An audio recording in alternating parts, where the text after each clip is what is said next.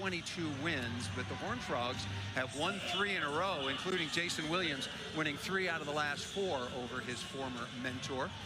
And quite a battle between Melanie Parra and Elise McGee. Parra had 39 kills, 29 digs.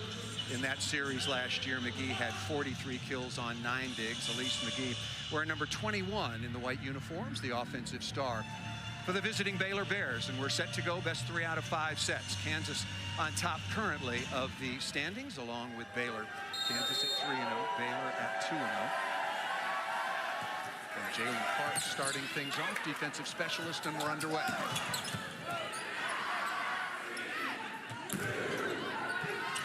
TCU is a very, very good defensive. Seeing them tagging Elise McGee on the side of Baylor to make sure that she is passing as well as attacking, trying to do it all to kind of wear her out. There's Lauren Bersenio, 5'7" senior out of San Antonio. Absolutely outstanding libero. As is Cecily Brandschreiber on the other side. A name very familiar to Baylor volleyball fans. Older sister Chanel starred for Baylor in years gone by and went to that 2019 national semifinal. There is Melanie Parra, 5'11" senior out of Sinaloa, Mexico. Service error into the tape. Both of these fine coaches who know one another well, when we spoke to them during the week, they talked about serving an awful lot, because in volleyball, unlike any other sport, your defense starts with the ball in your hands. And Coach Williams for TCU, he said that that is one of the things that we're working on, trying to be strong behind that service line to make the offense for their opponents predictable. Tahani Ulufatu averaging just under 2 digs per set. Parra with her first, and is rejected. Manuela Bibinbe, 6'3" senior out of the Cameroon, wearing number 20 in white, stuffing that ball down. And that was just great patience by Bibembu to make sure that she's close to her right side attacker to set that block, but also just the patience to elevate. Bibembe averages 1.1 blocks per set, pretty solid number. Been bothered by some knee issues, so got to keep an eye on that. Beautiful swing out of the backcourt. Jalen Gibson, 6'2" junior, also out of San Antonio. Second team All Big 12 last year. Coming in, hitting 270, which is a really good number. Parra goes back to the line. 21 aces so far on the year against 37 errors. We'll take that, 21 ace. A lot of service pressure also underlying that number. Ulufatu, expert pass. Very nice side out swing. Number 11 off the outside. Kendall Murphy, 6'3" sophomore out of Scottsdale, Arizona. And Kendall Murphy could use that ball just a little bit higher. That was a flat targeted serve. She was trying to make sure she's getting on top of that ball. But as long as she gets heated up, she's going to be a nice presence for Baylor. Both teams pretty good at serve reception, first contact, very, very early on. Bibembe, big offensive year last year. Those numbers are down a little bit. Rip inside the block. Becca Kelly, 6'3", redshirt freshman transfer from Oregon. And you've got to appreciate how Becca Kelly worked to earn that point. She transitioned off of that net, was a little bit patient. She knows the tempo that she's going to get, and right on that left hand of the middle blocker for Baylor. Libero Brandschreiber back to serve, had 18 digs in the win over Minnesota.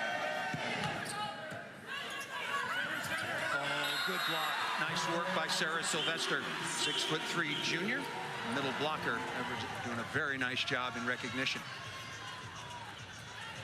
Sarah Sylvester is a quintessential middle blocker. She is defensive minded, so you see that she is capable of making sure she knows who to attack.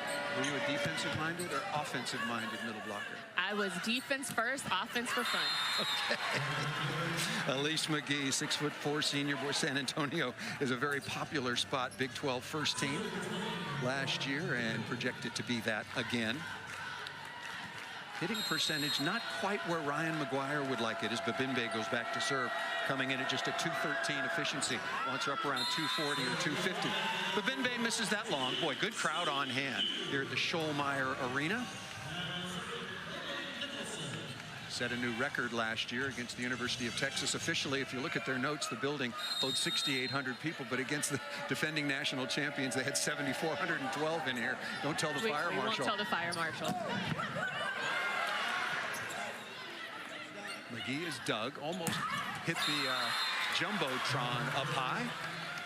Very nice swing. Number 18, Alicia Andrew, 6'3", redshirt junior. Both of these teams very, very physical. Para comes on at only 5'11", but she is a high flyer with a big arm.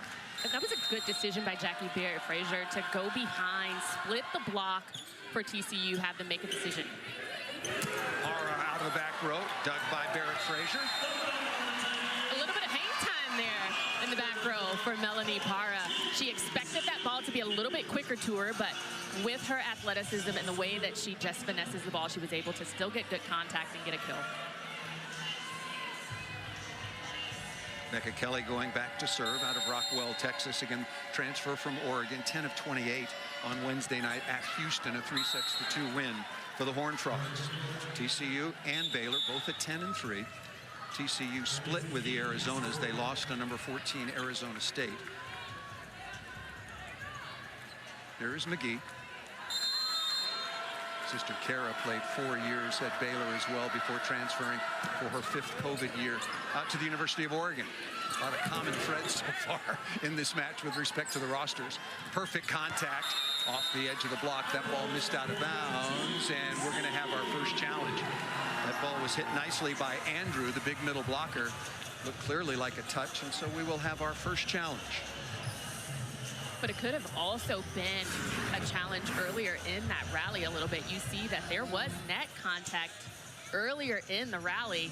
It keeps going, but now Baylor on their side is saying that it could have been a potential. Is gonna challenge because Baylor was actually in the net on the first point of that contact. Unlike at the Olympics, where you can only challenge the final action, in college volleyball, you can challenge at any time during the course of the rally. To your point, Jen, about you thought earlier on when that swing was taken off the right side by Gibson, there was a net violation that should have been called against Baylor. 2 challenges to start the match. If you are correct, you have an unlimited number. Foot fault on the service line, 3-meter line. Net fault, touch off the block, touch off a player in the back court, ball up or down, 4 contacts, and also back row attacker in the plane. Alston Cleary, our second referee. The first referee is Dan Hauser. We'll take another look. So we're looking here. You see that Kendall Murray on the side of Baylor goes with that left forearm. Your eyes are much younger than mine, and obviously much better. That was very good recognition and good use of the challenge. So the play is overturned. There was earlier in the rally a net violation against number 11, as you pointed out. That's Kendall Murphy. So point possession goes back to the Horned Frogs, tied at 7. We expected this kind of match. Very close. Coaches are close. Players know one another from their high school days, and very, very similar in the rankings. Good swing over the top. Murphy going high hard. Here is Para answering back.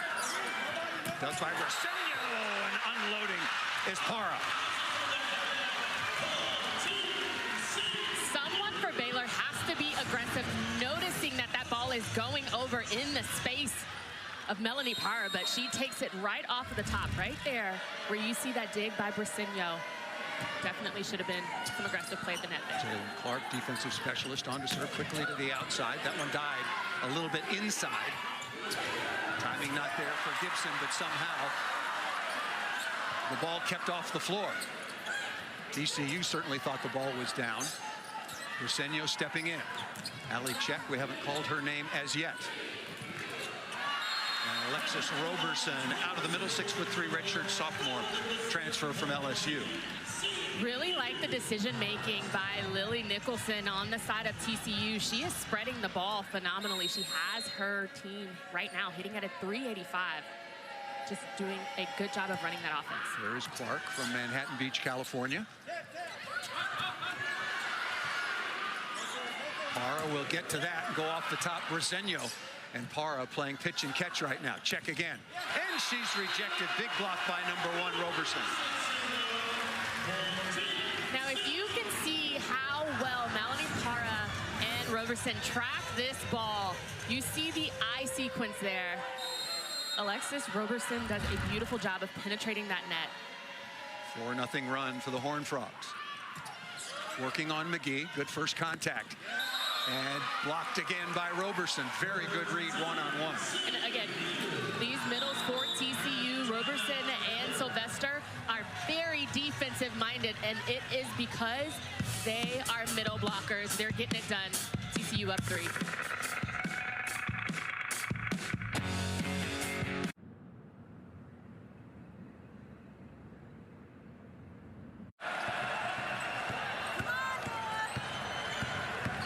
Conference. Kansas on top right now, tied with Baylor, both undefeated. Check through the block and down.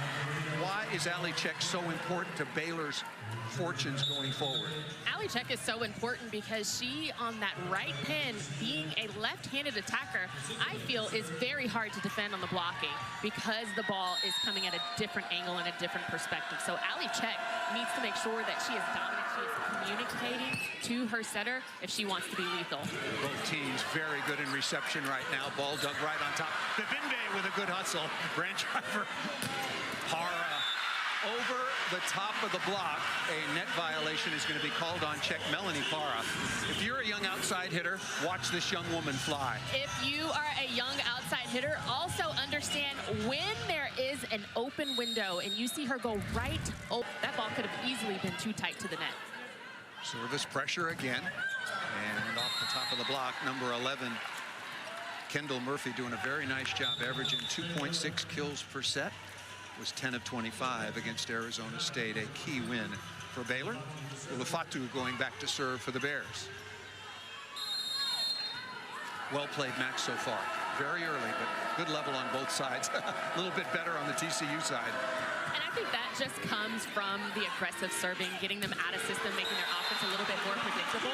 And when you have your team siding out at a high clip, TCU, that's why they're up.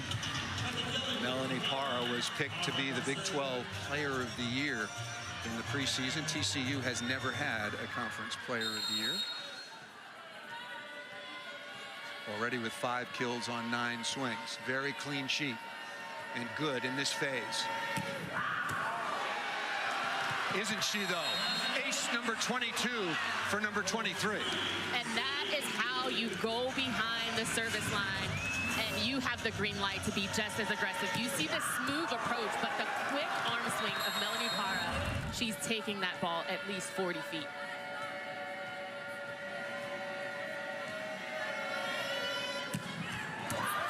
She changed the spin. I know the baseball playoffs are going on. The first was a slider. This was a little bit of a cutter. It was a little bit of a cut, but that is the knowledge and the high IQ of Melanie Para to know where to contact the ball, to make sure that that ball is doing whatever she wants it to do.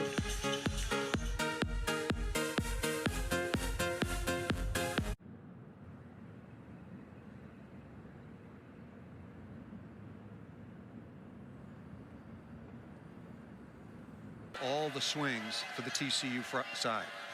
Dare I say that is National Player of the Year numbers that we're looking at. Kind of teasing a little something, aren't you? Bibinde is blocked on the outside. Becca Kelly and TCU rolling. The tough serve makes an offense more predictable, and you see off of 2 feet, they have the middle blocker from Baylor, Bibinde, taking off that right side, and they're just there waiting to block.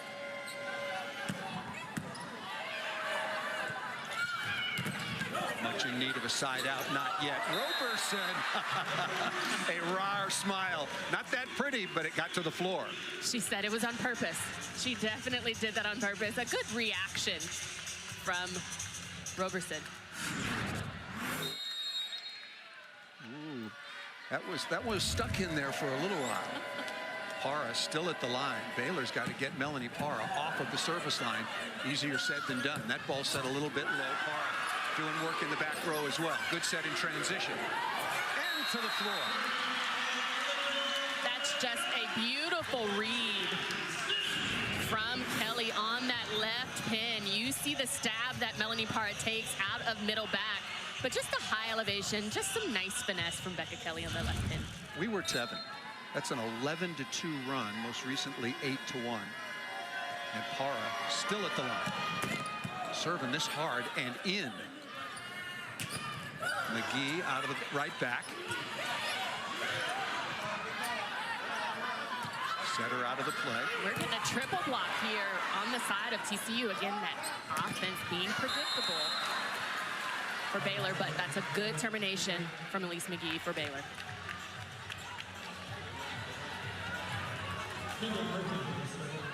Ryan McGuire spending a good bit of time with his new setter, Jackie Barrett Frazier, out of Highland, California, the transfer from Auburn.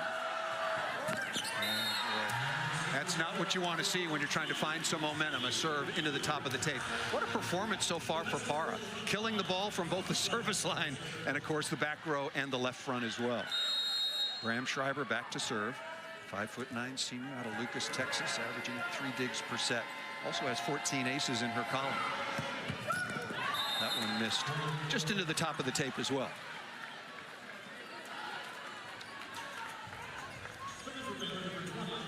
Now this is a good front line for Baylor to get some points on the board. You've got Jackie Barrett Frazier, who's an aggressive setter. She can take the second ball over, but she's got to figure out how to find some offense. She's got Elise McGee on that left pin. Parra hanging and banging out of the back row, and a lucky deflection off the edge of the Baylor block.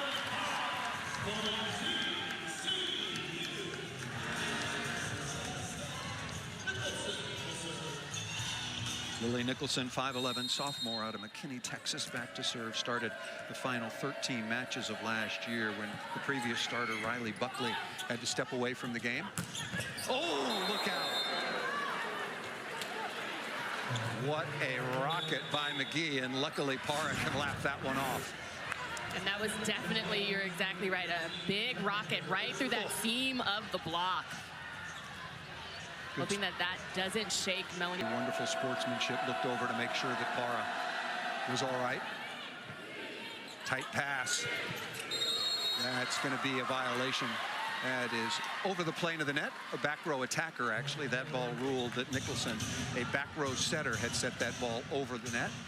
Parra still, she says she feels all right, but that was a heck of a shot. Good pass. Kelly turning down the line and missed it out of bounds. Aggressive swing by Becca Kelly, but just a little bit wide. If I were Coach Williams, I would maybe call a timeout, check on Melanie Parra, see if they're okay, because Baylor is going on a run, and this is about a game of momentum, and it's starting to shift on the side of Baylor. Parra out of the back row and missed it long. That's a good call, Jen. You might want to take one. Jason Williams, he's going to signal. Absolutely right. Jen Hoffman, my partner, right on top of it. Melanie Parra took a heck of a shot. And it's only because you don't want the game to get away from you. You've had all the momentum the entire set. You have Melanie Parra, who is doing a phenomenal job. You've got your team hitting at a 280, siding out well. You don't want this game to get away from you. And it all started with this hit from Elise McGee on the side of Baylor, just right through the seam of the block. So come out and execute just as much as they have been. Wonderful call by you, and much needed timeout taken by Jason Williams. Again, in his third year, he and Ryan McGuire, the best of friends. And Jason Williams, you know, interesting to note, this program had never been ranked in the top 25 until this year on September 9th. First time the TCU Horned Frogs volleyball program had ever been officially ranked, and now they're up to number 22. Two coaches, very close friends, doing wonderful jobs at their respective universities.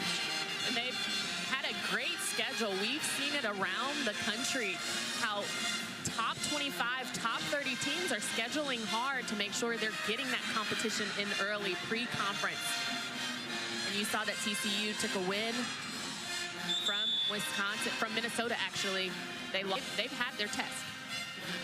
Yeah, split with the Arizonas, 29 attack errors from the service line, and hitting the ball that time for TCU. That got them behind the 8 ball, if you will, against a very, very good Arizona State team. J.J. Van Niel has done a wonderful job building that program in Tempe.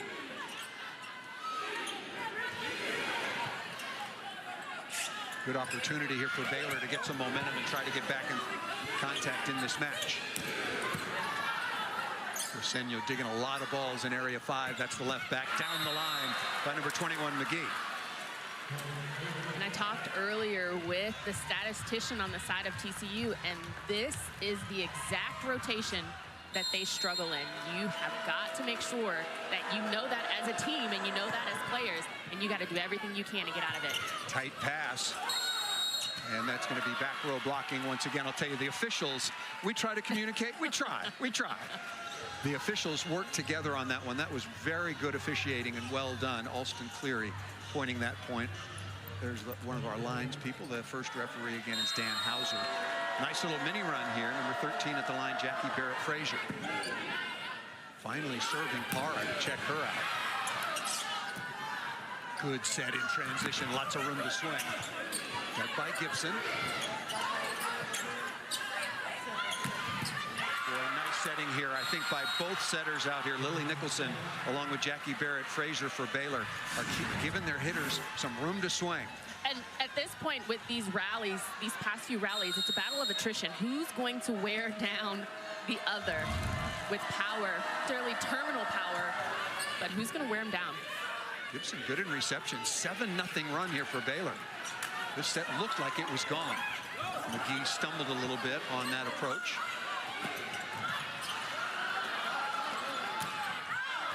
Looking for hands, and McGee missed it just out of bounds. Maybe a challenge. That was McGee's first hitting error in 11 swings.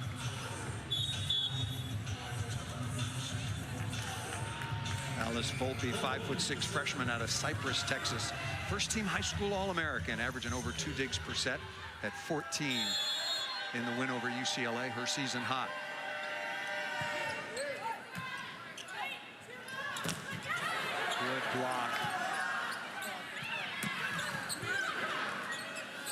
Parra. Just out of bounds. The Horned Frogs looking down the bench. See, the bench curves around like a horseshoe down here. You got to get some help to see if that ball was in or out. Some indecision. There you see it. Thank you so much getting me that shot. You station some players right on that sideline so you get some help in terms of challenging or not. Very, very good deployment of the bullpen. But I've been on that sideline, and I've been paying attention.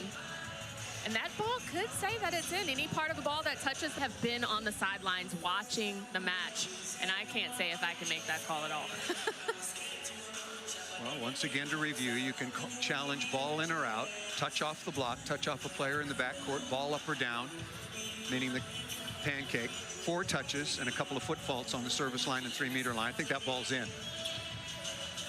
I think that ball is in. Any part of the ball that touches that line. But it's a good thing we don't make this call. And it has to be absolutely conclusive.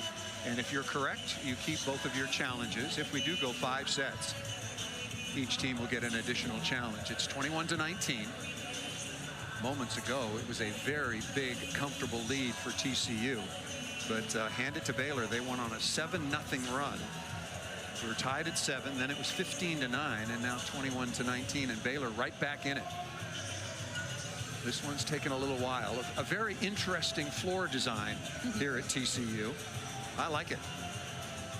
Told that next year they're going to have a beautiful, as you might have guessed, purple Terraflex floor.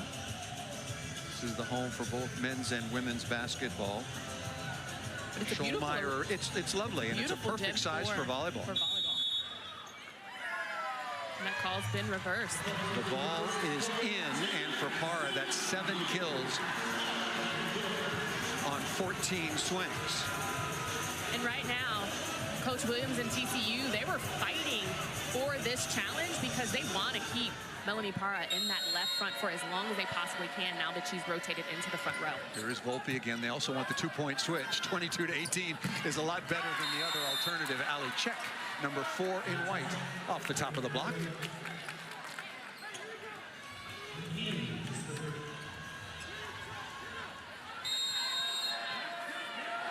Elise McGee and Baylor currently hitting 255 so far in the season. That's 7th. Oh, big serve. Melanie Parvis winner here.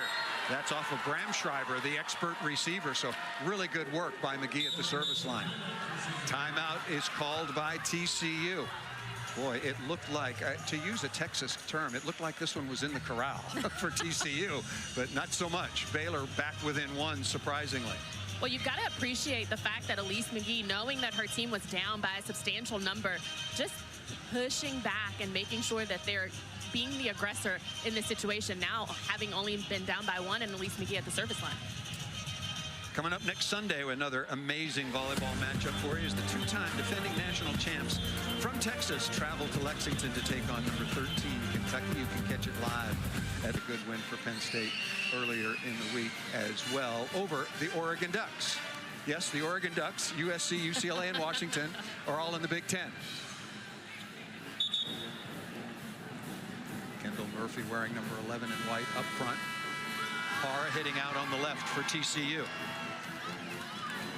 TCU has won the last 3 meetings and won both last year in Waco. About an hour and a half from here. Parra. Sylvester no, out to Parra, of course. You don't have to be a brain surgeon to notice that number 23. And notice that Elise McGee took a little bit off of that top spin serve, making that pass easier, and everybody in the gym knew where that ball was going, just right down the seam for Melanie Parra. Really good delivery. Both setters have been superb. That was Nicholson, number 12. Again, both teams good in reception. That ball set too low. Parra.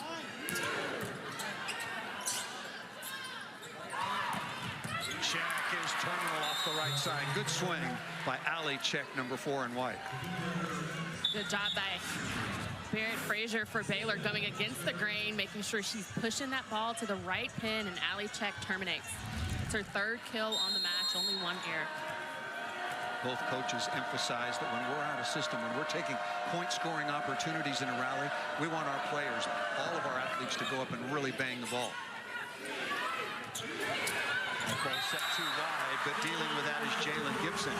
Remember, Ryan McGuire said we don't want butterflies or moths. We want fire. We want dragons. We want dragons. We don't want butterflies flying around and tipping. Sometimes you have to. Set point number 1 for TCU. And right now, as TCU makes this sub, on the side of Baylor, you have Ali Check on that right pin, so I'd identify her as that dragon in this rotation for Baylor. Evan Hendricks, 5'9" freshman out of Arizona, top recruit out of the state of Arizona last year, on to block. Check again off the top. Graham Schreiber right on target with the dig. No setter on the floor right now. Baylor must have Check through the block and down.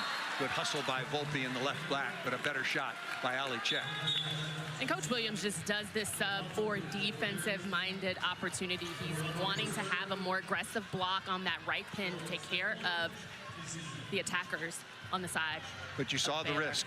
Andrew in there, or Hendricks, excuse me, wasn't comfortable in setting that ball, and it might have cost them a good swing. Olufato in, set point number 2 for TCU. Very easy serve. Parra again. Pretty good block touch, but against just 1 defender. That block touch definitely slowed the ball down. Everyone knew where the ball was going on the side of TCU to get that set point. But Melanie Parra is a little bit better, and she's doing it all right now for TCU. TCU and Baylor, both ranked in the top 25. Coaches, best friends, former mentor and assistant coach. A lot going on. Again, just teetering off at that wonderful stat line there. If you followed volleyball for as long as we have, you know that it used to be side-out scoring. You had to serve to score. Those matches last forever. Then when they went to rally scoring, it was to 30. Now it's to 25. Melanie Parra's 92 total attacks in the win over Minnesota is the all-time record, irrespective of scoring system. I was absolutely blown away. When I was looking at her match by match and I saw the 92, I thought it had to be a typo, and it was not. It was not, and she had 30 kills on that match as well. Just a phenomenal win. Again, scheduling tough. We see it around the nation, but you're looking here, and under that pressure, this is how Melanie Parra executes. 9 of 17 is Parra in the opening set, and I commented during the commercial, that's a match for some outside hitters. Yeah, she is a remarkable athlete and in fabulous shape, and her head coach, Jason Williams, said she already conducts herself like a professional. Her rest and recovery, her strength training. She's not the biggest athlete on the planet at 5'11" and very slightly built, but thank goodness volleyball is not a contact sport. She was as advertised in the opening set. Good cover that time by Volpe. And a hustle by TCU. Right side to Check, who's gone over 600 now, adding to that total. She needed just 1 kill, Ali Check now, with 5 kills on 8 swings. And what Baylor is trying to do is they're trying to get their first tempo offense going early. You see that Andrews for Baylor is really moving away from the setter, trying to get that first tempo, but that just opens up the door for pin hitters like McGee and Check. Para is dug. Nice play in the back row by Murphy. Oh, look out below. That ball was ripped. Ball set too tight, and a slam dink that time, an unforced setting. That's a setting error. Para did her best to save that. And a lot of Melanie Parr's sets have been a little bit too tight. And once you get into good blocking teams, not to say that Baylor isn't one, but once you get into the better blocking teams, those balls are going to come back fast.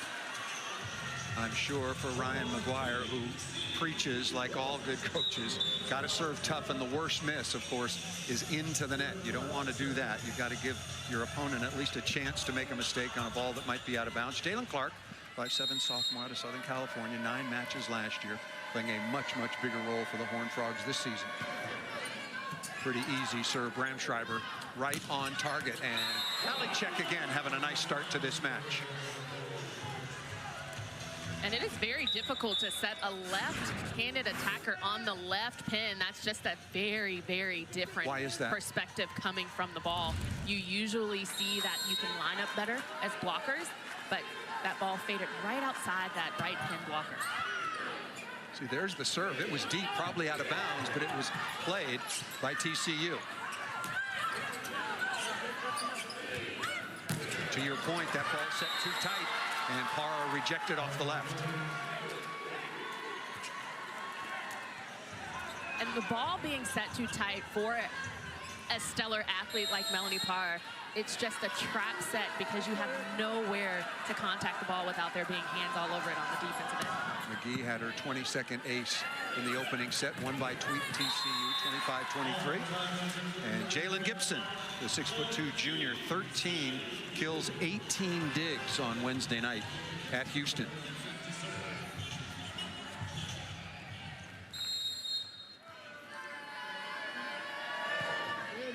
That's a tough serve. Nice and flat, right to the platform.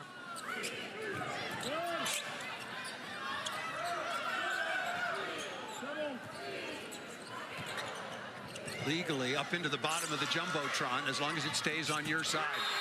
Good play out of the middle. Barrett Frazier with the delivery to number 18, Alicia Andrews.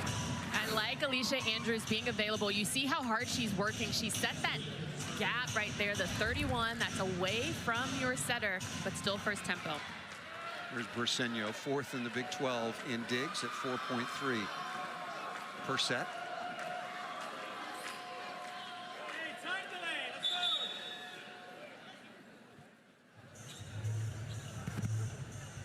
Las Ranas, if you're wondering, that means the Frogs.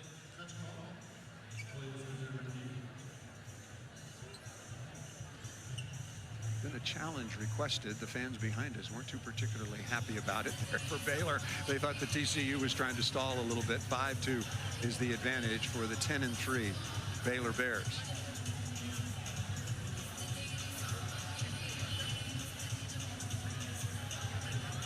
Looking at whether or not there was an illegal back row attack. Have to be completely behind the 3-meter line in order to attack that ball legally as a back row player.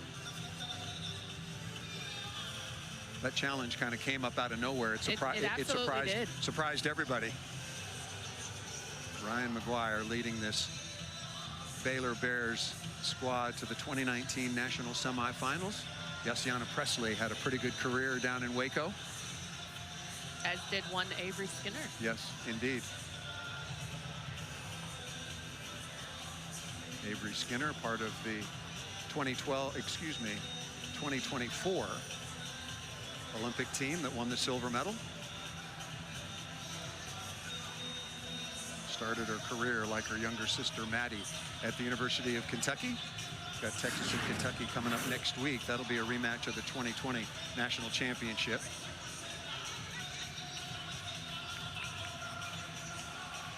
No, that's not. This is taking a long time. Well, you're not wrong. You're not wrong.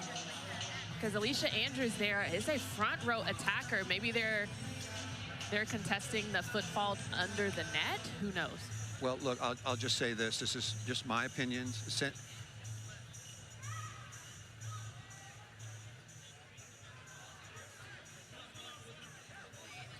Well, there's a confusion reigns. What I was going to say is I really like the push to talk that they're using in the ACC and the SEC, and all the conferences will go to it in due course.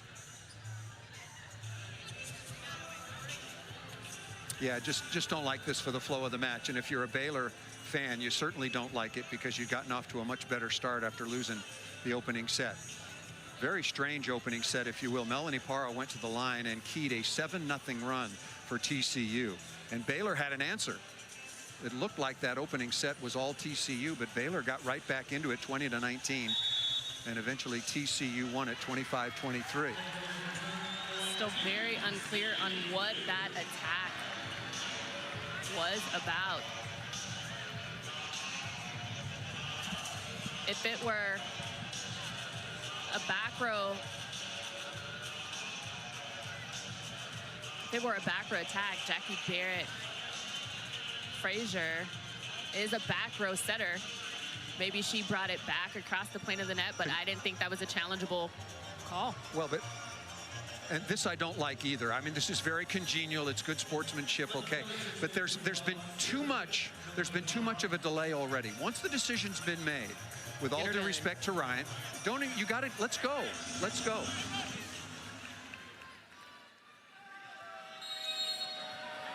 And Parra back at the line. Big moment here early in the second set.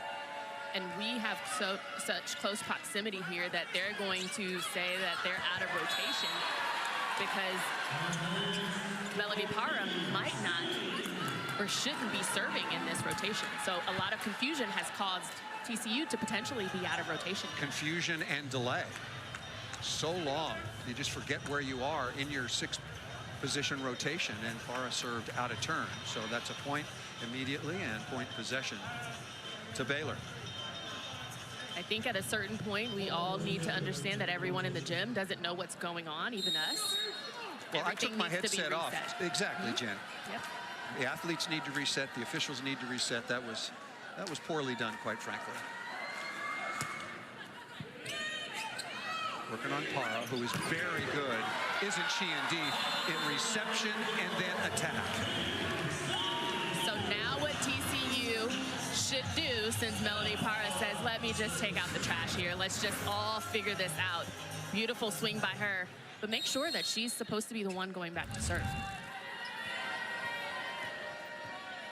Had a couple of aces in the opening set. Really showed us some different spins. That's a break for Baylor. Anytime Melanie Parra misses it from the service line. Olafatu coming back on. Ali Check off to a good start. 6 of 11. That's the kind of percentage that Ryan McGuire would like, as well as from Elise McGee. He wants them both to be much more terminal than they have been so far. Long way to go.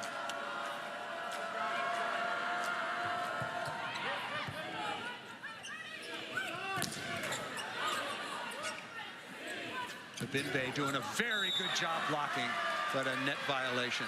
Not on Babinbe, that's called on number 13, Jackie Barrett Frazier, but wonderful work by number 20 in white. And I like how Coach McGuire, again, looks at his team and says, we're not challenging anything, let's play. We're up, we have the momentum, so let's see what we can do with it. Brand Schreiber back to serve. Really good crowd on hand here at the Schollmeyer Arena on the campus of TCU. Another serve into the net. Baylor's had a few, and now the Horned Frogs as well.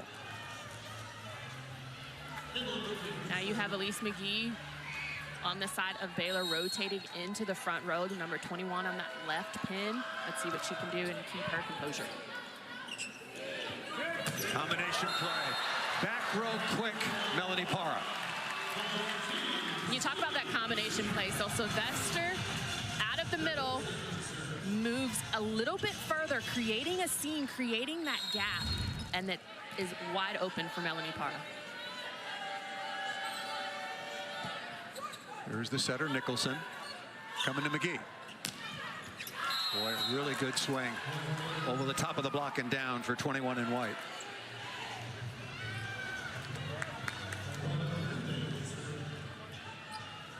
Both of these teams very physical. Many players out on the floor. Para at only 5'11" is one of the very few sub-6 footers. Here's Babinde. Good reaction out of the middle. 18, Alicia Andrew with the stuff. I like the patience of Andrew. She understands and notices that the right side attacker for TCU is taking out of the play because she passes. So everything is in front of her, and she identified that pass. Has been really good. That serve is well short by Manuel Babinde. And speaking with Ryan McGuire, Babinde's number, she had 368 last year, down to 289, and said Babinde is really struggling through a lot of knee pain. It makes it hard for her to train day in, day out, but hanging in there for the Baylor Bears. There is Volpe, 14 digs on Wednesday night at Houston. 3-2 victory for the Horned Frogs. Quick set to the outside. Para chops down the line and missed it out of bounds. You know, that was good space for a line drive. She just mishandled the ball a little bit, came too far off of it, had too much rotation for Melanie Parr on that left pin. Now 11 of 23 with 4 errors, hitting just over 300 is Parr.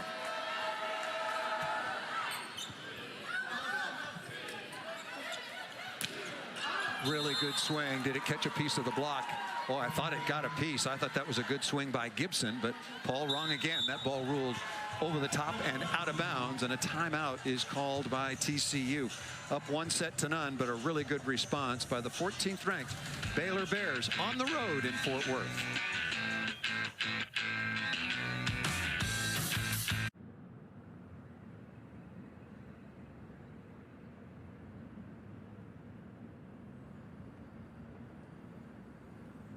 But you're seeing the middles get a little bit more action on the side of Baylor. Melanie Parra again coming out of the timeout. Number 23 registers her 12th kill.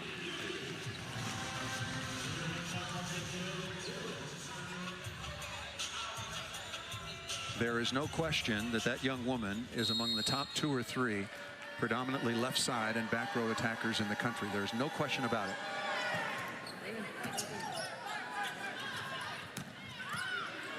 Check is dug. Chance here once again. Parra.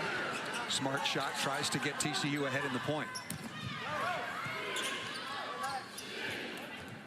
Right side, Gibson off the edge that time of check. Love the swing by Jalen Gibson right in her attack window. She takes some off of it, but sees the hands of Allie Check on that left pin and goes right high and off.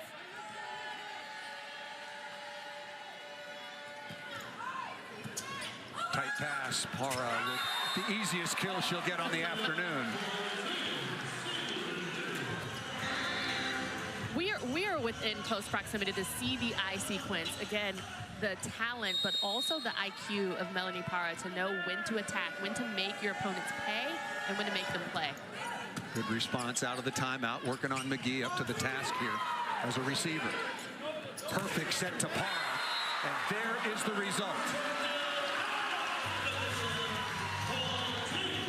And Elise McGee turns to her opponent, turns to her teammates and says, I thought I set a pretty good block.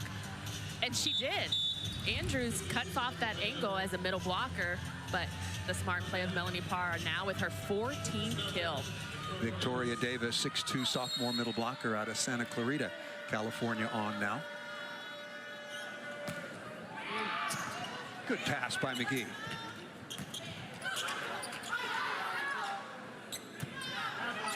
Senyo coming to McGee again, off hands, dug by Volpe. What a smart swing. Predominantly cross court, but there's still a lot of room over there to defend. And the block for Baylor has to be set up to know that the angle is gonna be there. So if you want the defense to pick up those hard-driven deep corner shots into zones 5 and 6, you gotta be able to align the defense. I mentioned that Melanie Parr, and I'm going to put you on the spot here, so I'll give you a little time to think about it. I think that she is among the top 2 or 3, maybe the top 2 left side, predominantly left side and back row attackers in the country. Who else would you put on that list?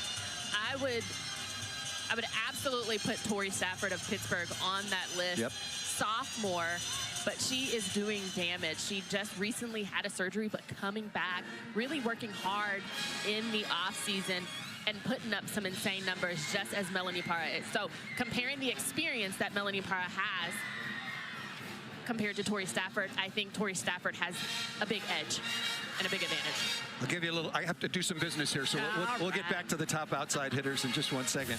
Catch game 4 of the series between the Minnesota Lynx and the Connecticut Sun today at 5 Eastern time on ESPN. The Lynx took control of the series between the Minnesota Lynx and the Connecticut Sun today at 5 Eastern time on ESPN. The Lynx took control of the series in game 3 behind a heroic effort from Nafisa Collier. You can also stream it live on the ESPN app. Of course, I would put Maddie Skinner in there, Elia Rubin from Stanford, and I'd actually sneak in, and I know you may think this is a homer situation, but I know where you're going. I'd sneak in Charity Looper for Louisville. All of the talks around Anna DeBeer out of that university, out of Louisville, Charity Looper is having a phenomenal season for the Cardinals. At both ends. She's digging a lot of balls. Very good year. Would you put DeBeer on that list as well? I wouldn't put DeBeer on that list because a lot of pressure has been taken off of Anna DeBeer to not need to do it all. So that's a well-rounded Louisville team coming out of. And McGee got away with throwing one down into the cross-court. Smart play by 21. Elise McGee, older sister Kara, had a wonderful career at Baylor before finishing up in the Northwest for the University of Oregon. McGee now 8 of 16 with only 1 error. Best start for McGee so far on the season. Much more terminal, which is exactly what Ryan McGuire needs. Ali Czech has done the same. Took some more heat off that serve again. That ball missed down the line and out of bounds, unforced error by the Horned Frogs. What I want to see from TCU, I mean, honestly, both Baylor and TCU, I want to see some more action out of the middle on the offensive end. They're setting up the blocks, they're working really hard, and they're getting all the passes. But I'm wanting to see a little bit more production to be a complete team from both sides out of the middle. I agree with you. And when we spoke with Jason Williams earlier in the week, when you look at the starting middles, they only combine for 2 kills per set. He knows he wants to get more middle production. And we've seen that their first ball contact is of a level from Gibson and from Parra that they could get a lot more production out of their middles. Smart shot by Parra, just wristing over the top of the block.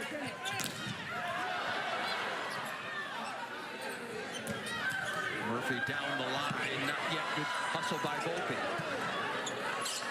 Tied at 13. Very good swing. Kendall Murphy, 6'3" sophomore out of Arizona. Very good swing and a long rally. Kendall Murphy has a clean sheet with 0 errors. That's only her 3rd kill on the match. But a lot more production, a lot more help on the... Some interesting numbers starting to develop. 25-23 in the opening set.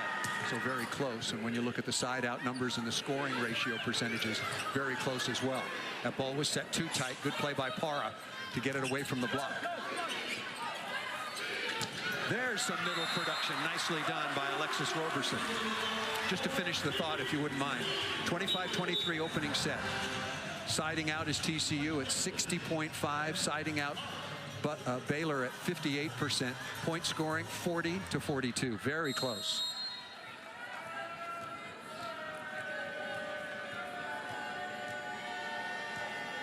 Parra, 23 aces, and now the last 2 times through, Melanie Parra has missed long and missed into the net after a wonderful run in the opening set. Tahani Ulufatu comes back on.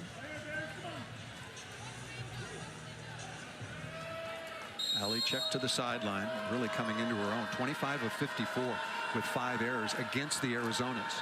Those are 2 good wins, particularly against Arizona State. Service winner by Ulufatu. That'll go down as an ace. Now, when Lufatu comes in to serve, it has been the play of Elise McGee's serve and then hers to make sure that they're running off some points. So this is a tough rotation that I'm sure TCU wants to get out of. Right now, you have Melanie Parra in right back.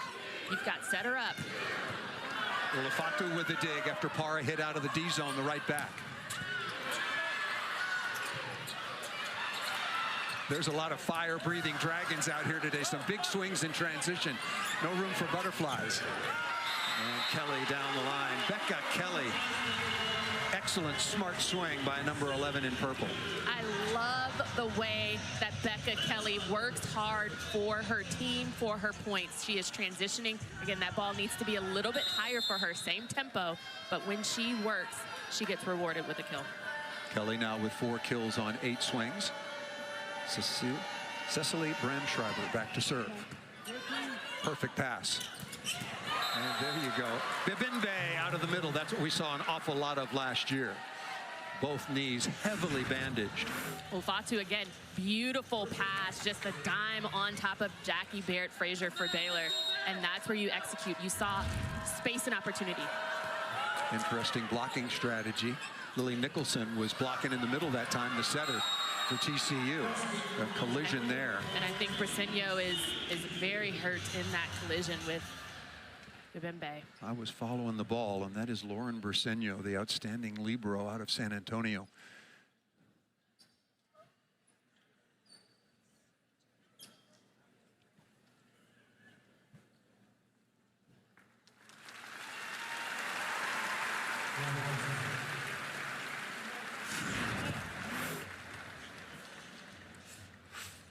That was a tough collision. The medical staff, of course, taking every precaution. Concussions, of course, a very, very big issue, and rightfully so. It looks like Lauren Briseño will be able to stay in the match. And nicely done by the Horned Frog fans. It got very, very quiet in here, as it should have been. That was a tough collision. TCU up 1-0. They had a big lead midway through the opening set, and then a 7-0 run by Baylor got the Bears right back in it. The second set has been very close from the beginning. McGee.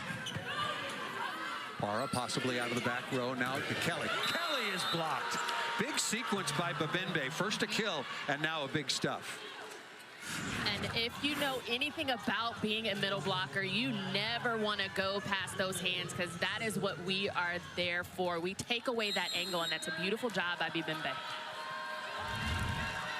As she goes back to serve, missed the last one, serving short, working on Parra, try to take her out of the back row. Nice pokey, fister in the back row by Murphy. And then carelessly, Elise McGee really angry at herself. Pretty good hustle by the Bears to keep the ball off the floor, and then she just missed it out of bounds. Unforced error. And that's an unfortunate unforced error. You've got 30 feet to figure out how to put that low round ball in it. So an unfortunate error on the side of Baylor. Here's Volpe on to serve, creating the overpass. Ulufato with the dig. McGee, did she get a piece of the block? Looking for it. First referee looking at his linesmen and lineswoman colleagues, and no touch detected. McGee now 8 of 17 with 2 errors. Now Baylor has Kendall Murphy in that back row. She could run a big. You've got an aggressive middle, but you've got an even better and aggressive left side in Elise McGee. What a good response as a team offensively by Baylor. Jackie Barrett Frazier had options, and she went with the best one. You see that good swing again off that left hand of the middle blocker from TCU's Sylvester. And Sylvester did a pretty good job. That play developed quickly, and she still got to the outside. Gibson into the cross court against McGee.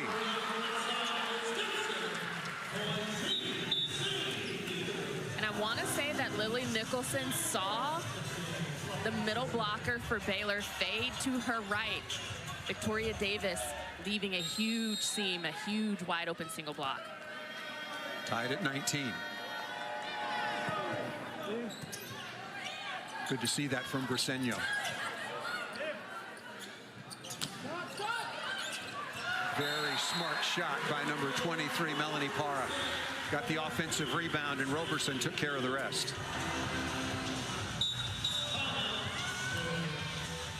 Timeout called by Ryan McGuire and the Baylor Bears.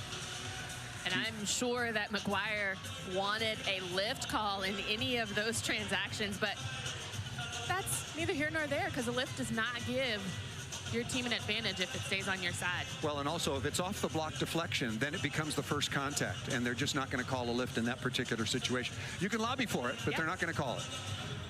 Very tightly contested, as we thought so. TCU up 1-0 and 20-19 thanks to the big arm of Melanie Parra. Take a look at the top teams. Kansas, their only blemish all season long was against a very, and I do mean very good team from Creighton. They've already beaten Purdue, and they're perfectly 3-0 in conference. Baylor is there. Arizona State, I said 25 can get something done. It's super early in conference play, so as you get into the meat of your season, end of October, trying to figure it out towards November, you're going to see some battles. So Texas and Oklahoma decide to leave the Big 12, and I thought the conference was in trouble. Here's the history. Baylor and Texas, they shared the title in 2019, but other than that, Texas, the eyes of Texas are upon the Big 12. No question about that. And they move offending national champions, go down to Gainesville and take out a very good and now healthy Florida team, 3-0. Number 18, Alicia Andrew back on. Clark to serve.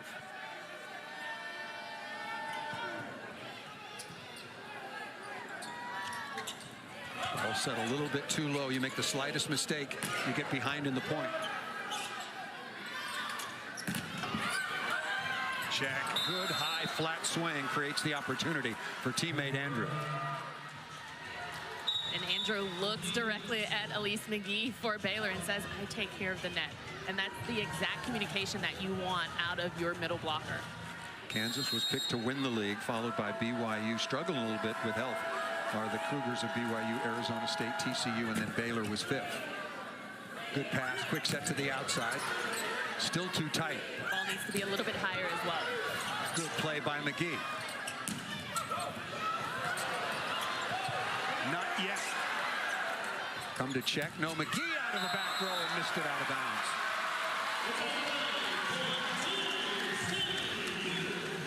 I like the decision. I can't say that that was a wrong ball to set out of the It wasn't. bench. It was a beautiful decision. At least McGee just has to keep that ball in. Gibson on the afternoon, 5 of 16, keeping the ball on Murphy. Smart shot by Check. Got her team out of trouble, brushing it off the block.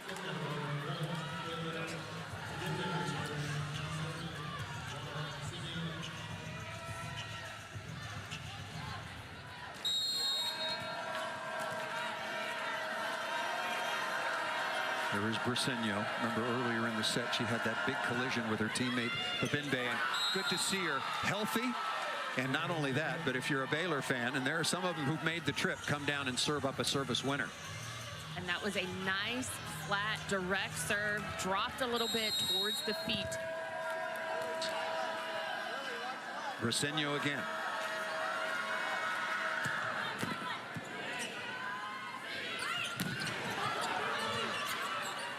Good work by the Baylor block to create a chance.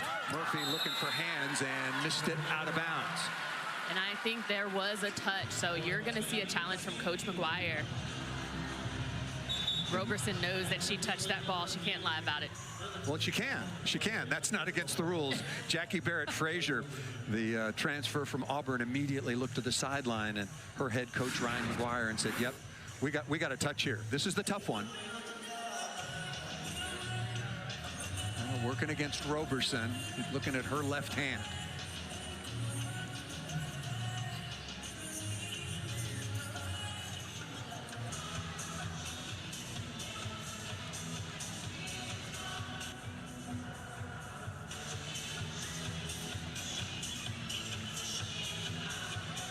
You saw Roberson there talking about it, and she's touching her fingers. I love it.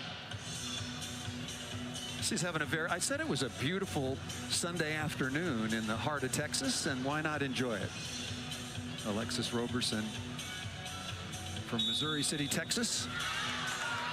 And a touch will be confirmed, so it's a 2-point switch. She mouths out whatever. I gotta love it. McGuire loves it. Yeah, why not? Very good use of the challenge. You definitely want to keep Briseño at that service line. Well handled, and to Para again. Good set by Babimbe, maybe a little bit wide, but still to the floor. That ball goes down by Kendall Murphy.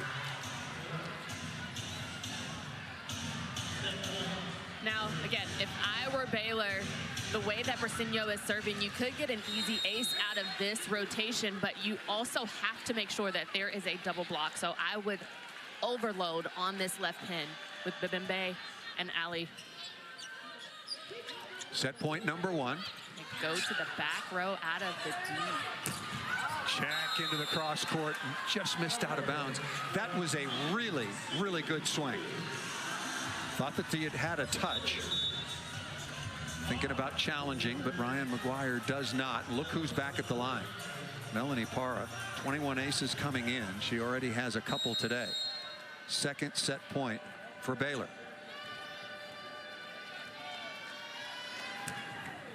Goes with the jump float. Takes it off a little bit. Murphy into the cross court and down. Big response by the 14th ranked Baylor Bears as they take the second set 25-22. Really solid response and good production out of your main pin hitters. Elise McGee with 9 kills on 20. Ali Check with 7 on 19. And Kendall Murphy is doing a really good job as well. 6 kills on 18 swings. Very, very good performance. No question so far by the pin hitters for the Baylor Bears.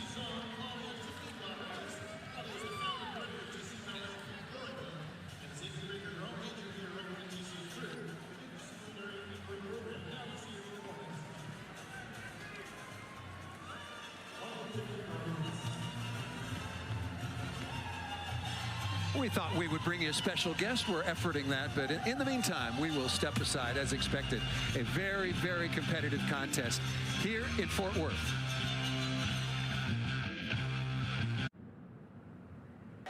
TCU in this series has won the last 3 matches. Off the top of the block, to your point, nice stab. That ball just out of bounds. Good hustle that time by Clark, but immediately to the middle off a good first contact. And of course, setting that first tempo offense is important, getting your middles involved, not just on the defensive end with blocking, but on the offensive end with attacks. But it also just opens up the pins and gets those seams in the block for heavy hitters like Elise McGee and Ali Check to attack. There's Barrett Frazier. Melanie Para slicing off a beautiful shot. And look at this, there's been a change at the libero position. Alice Volpe has moved into the libero jersey, replacing Cecily Bramschreiber, and that happened on Wednesday at Houston as well. To Coach's point, pass, serve, and pass. That's what that substitution is all about. And choosing not to go with the double sub, the 2 libero system, just really sustaining one, making sure that they're in the match, in the set, getting a routine and a rhythm. Volpe, the 5'6" freshman out of Cypress, Texas, first team high school All-American and an elite receiver. And that's why she has been moved into the libero jersey. Service error here by Elise McGee. And it also could be a tactic because Bramshire, we don't know how many passes she actually took in the first 2 sets. So it could be that they're just strengthening their serve and pass game, and that's something that Coach Williams said he wanted to work on.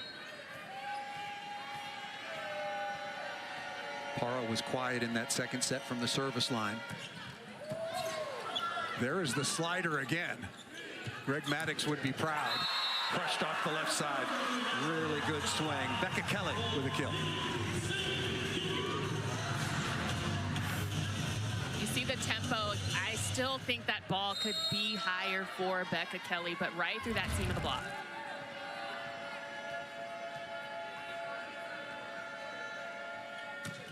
Para changing the swing. The spin, that time a curveball, and just out of the strike zone.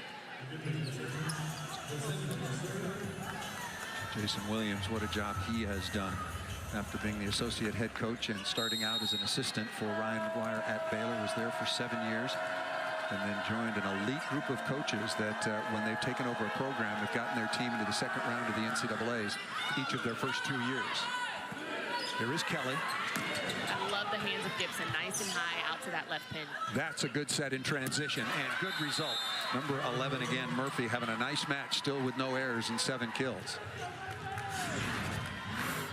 And it may look like nice, simple volleyball, but you see Elise McGee out of middle back doing some good job on defense, getting that ball nice and high for her setter to make a decision. McGee already with 6 digs and a service ace to her credit. Volpe, perfect pass. And Roberson answers back.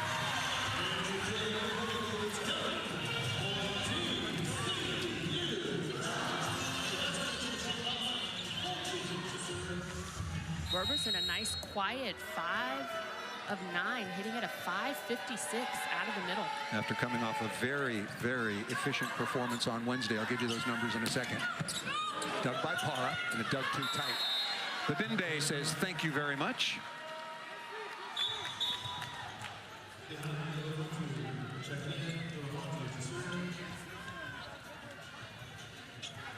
Number 26 in white, 5'5", sophomore out of San Francisco, Tahani Ulufato on to serve. Libero change, that's the headline, the start of this 3rd set. Volpe now wearing the Libero jersey. Para's a good receiver. Ulufato with the dig. Kelly, not a good set, but sliced off. Babinde's mad at herself. Why didn't she go up that time? Well, she's mad at herself because she thought that there was no way that Becca Kelly was going to be able to attack that ball. That ball was way far outside on that left pin. You see it coming fast. She should have definitely been up. That was a really nice play by Kelly. McGee out of the back row, and a better block one-on-one once again by Kelly. It's almost like Becca Kelly surprised herself being in the right place at the right time. You see her shift, but the recovery and just nice high hands. You don't have to be high, you just got to be over. There is Nicholson. And that was a pretty weak service error by the starting setter. Lily Nicholson, 5'11" sophomore out of McKinney, Texas, started the last 13 matches of the season last year when, unfortunately, Riley Buckley had to step aside and no longer play volleyball. She had had some injuries. Tough serve. Isn't it indeed? Nicely done by Kendall Murphy, having a big match for the Bears. That's good placement on that ball. She's trying to figure out, making sure that Para and Gibson are going to pass this ball. Remember what Ryan McGuire and his protege Jason Williams told us both. They don't want butterflies at the service line or attacking at the net. They want fire-breathing dragons. We swing at balls. Well, we've seen a couple butterflies try to get over that net, but they didn't make it. That is true. Jason Williams had another way of saying it. We want to crush balls and break fingers. And Ryan McGuire says no butterflies or moths. We want fire-breathing dragons. Cut from the same cloth. Just underway here in the 3rd. Tied at a set apiece. Beautiful save by Nicholson. Good set in transition into the cross court. Dug by Para. Good set. I love it. I love when middles contact the ball clean and efficiently. We have no opportunity as a middle to move out of the way, so we got to be able to use our hands and hit that ball in the air. And when you have a left pin attacker like Melanie Parr, she's going to take care of business. That was very nicely done by Sarah Sylvester, wearing number 4 in purple.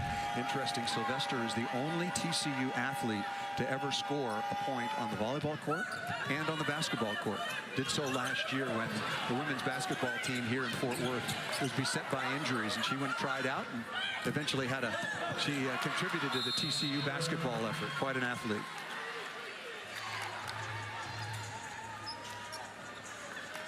There is Sylvester, 6'3" junior out of Livonia, Michigan.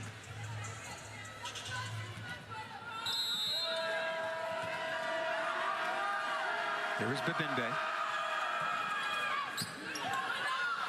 Working on Brandschreiber. Para from well off the net.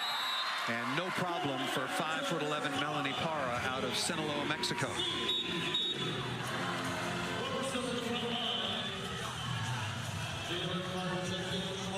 18th kill so far.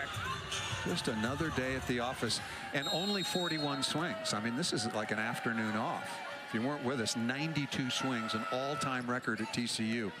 30 kills to go with the 92.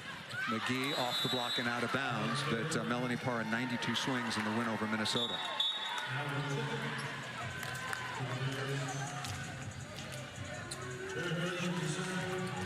Jalen Gibson, second in kills to Parra on the season, 3.2. We'll update you on her numbers. Gibson 5 of 19, a little bit quiet so far. Nice play out of the middle, but missed on a combination play.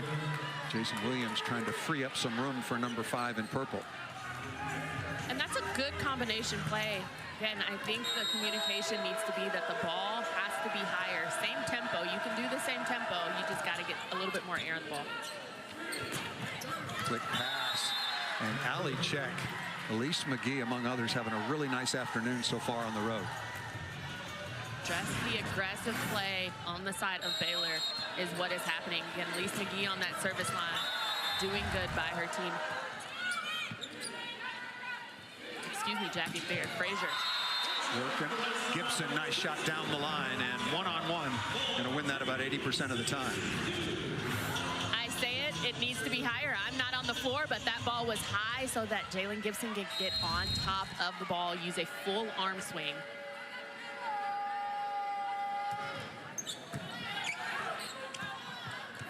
Tough chance for check. Goes very conservatively. And not a good first contact, but pretty well done. Nice reaction by Nicholson, the setter, number 12 in purple. And on the side of Baylor, had Andrews been able to use her hands, she should have contacted that ball, but instead she moves out of the way. Perfect pass by Briseño. Good block by Roberson. Roberson, no, quickly outside the Parra. That was all work done by Roberson. She did a good job of neutralizing the Baylor middle block Andrews to open up a seam for Melanie Parra to take her 19th kill, 40-second swing. Overpass, Roberson right there. Ryan McGuire thinking about taking a timeout, and there it is.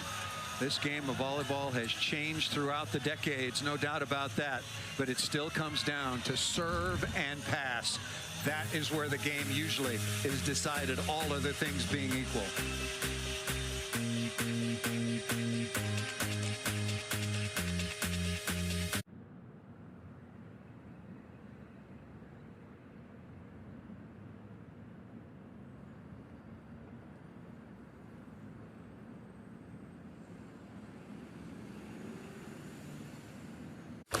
Sunderland here in Fort Worth, Texas, beautiful campus of TCU.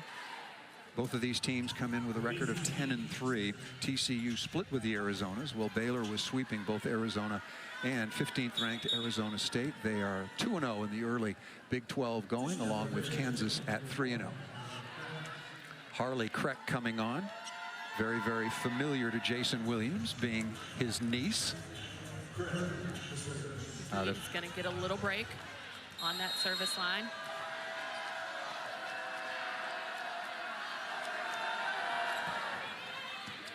Working on Volpe. Again, just put on the libero jersey, and they've got Bramschreiber out of the serve receive right now. It's Parra, Gibson, and Volpe. And honestly, if anything, I would pull Gibson out of that serve receive, put Bramshire in the middle, and spread that net. Because Melanie Parra is going to pass time. She's going to pass and get the ball up. Yeah, I was surprised to see that, but Jason Williams certainly knows his team and knows his receivers. And when we had a chance to speak with a TCU head coach after the second set, he said, thought we lost the serve and receive. So that's certainly his focus. There is Parra looking to get back on the run that she had in the opening set. Going jump float. Roberson out of the middle. Good block touch. Check again, looking high hands, and missed it just long. Never got on top of that ball, Jen.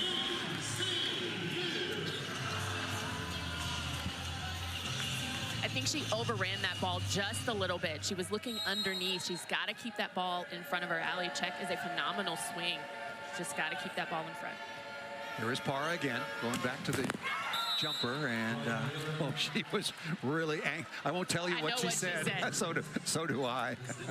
We both traveled the world enough to know exactly what she said in Spanish.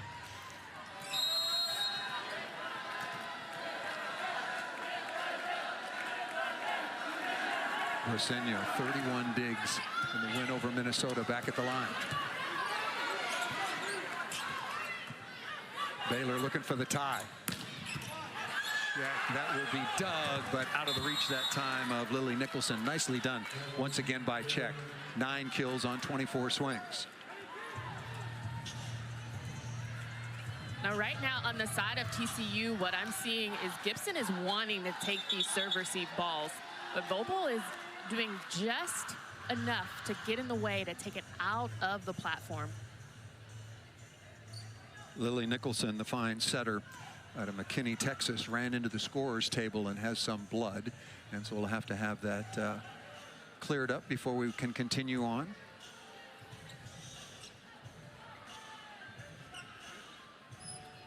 This goes back to all the HIV precautions of years and years ago. Jason Williams has a lot of connections to the Baylor Bears. Harley Craig, his young niece, plays for Baylor. His wife Corey was a star setter at Baylor and is in the Baylor Sports Hall of Fame. Now again, what I had mentioned, Briseño is really tagging Volleyball and Gibson, trying to serve that seam, and there's some miscommunication on the side of TCU here. Volpe, pretty good pass outside to Kelly. Becca Kelly's having a nice match. Becca Kelly doing a really good job. That's her 7th kill on the match, hitting at a high clip. But this is the communication that TCU needs. You see Gibson move out of the way, making sure that she's letting her libero do her job. Working on Murphy, reception and the attack. Poor decision by Bibende, and she's mad at herself. I agree. And Kelly looking for hands and missed it out of bounds. Not a good set in transition. You've mentioned it several times, a lot of sets too low.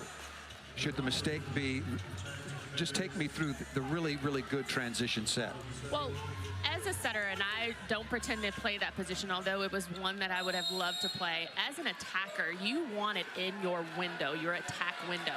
So if the ball is too low, especially when you're judging how the ball should be coming to you, it's going to be difficult to attack. So a lot of the players on the side of TCU, the balls are too low, they can't get on top of it, they can't get their full rotation on their swing, and then it just goes awry.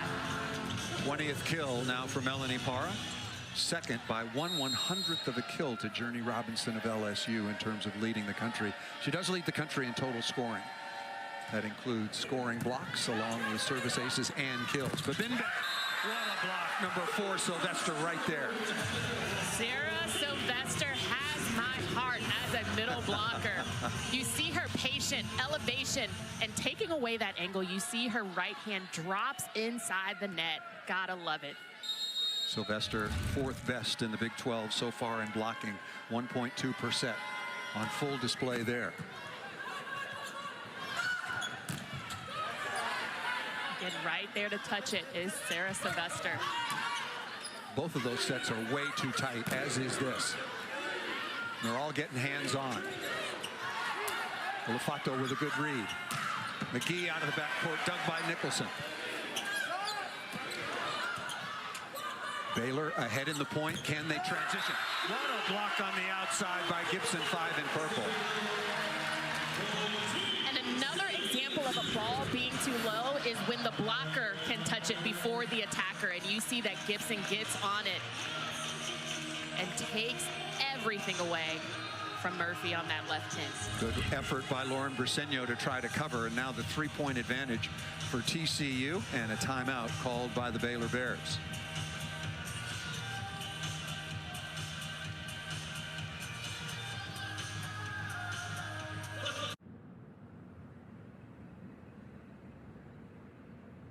College volleyball this year, and we also, unbeknownst to one another, put together our list early on for the players of the year, and we will reveal that now. Look at Jen's a little bit. Where are you from again? I'm from Chicago. Well, I mean for the last 20 years, it's been Louisville. Take me through your list. Well, I put Charity Looper. Again, there are phenomenal. Set for Pittsburgh is still putting up some phenomenal numbers. So that is why I give my list. You've got Bergen Riley doing a phenomenal job out of Nebraska, just setting up that offense. We'll get back to mine when we have time. All right. And they're obviously, look, there are probably athletes. 20 players that should have been on that list, but it makes for a really fun conversation. Bergen Riley, we had the same. Melanie Parra, we had the same. Tori Stafford. I had Sarah Franklin on there. We'll go back to it. Good set in transition. Lots of room. And high off the block and out of bounds. And even though that ball was high to Jalen Gibson on that right pin, it gives her an opportunity to set her feet and really get some power on the ball. Take us over to Baylor's side. They're in trouble here in the third, trailing by 4. And Coach McGuire is trying to figure out some power out of the middle. You see Bibimbe a little bit slower to close those blocks, so they're getting in some healthier legs on the side of Baylor. Victoria Davis, speaking of that, on now. Wearing number 7 in white. That is not a good set. Too low. McGee out of the back row, dug by Volpe.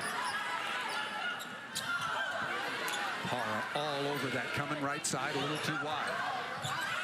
But missed, that was misplayed. That's an unforced error by Baylor. And sometimes simple volleyball is best. And right now, what I see on the side of Baylor is they're trying too hard. Right now, Jackie Barrett-Frazier needs to set a nice, solid ball to that outside. Kendall Murray has been doing good. She only has 1 attack error, so get her a nice, good ball. What a read that time by Sylvester. The two-sport athlete here at TCU. And it was a good read because suffice to say, Victoria Davis is not going to get a ball on that slide to her just rotating into the match. So it's going to be a little bit more predictable on the side of Baylor. Out of system here. Murphy cutting it off the top of the tape and out of bounds, and Baylor in real trouble now, trailing by 7, and TCU only 2 points away from taking the advantage. 7-0 run for TCU.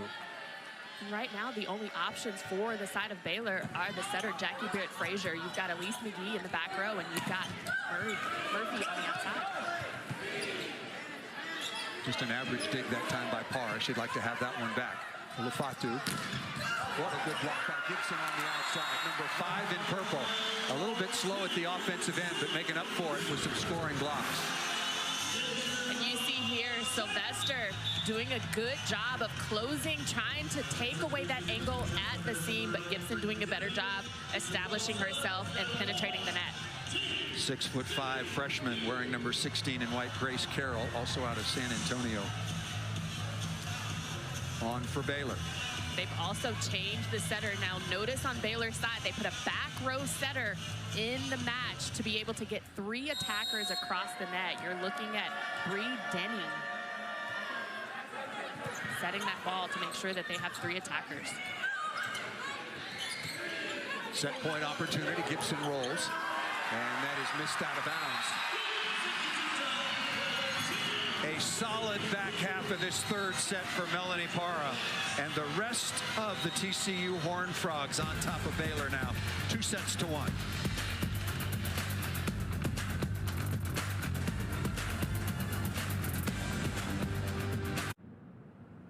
Third was not 25-16. Off speed by Kelly, tapped down by McGee.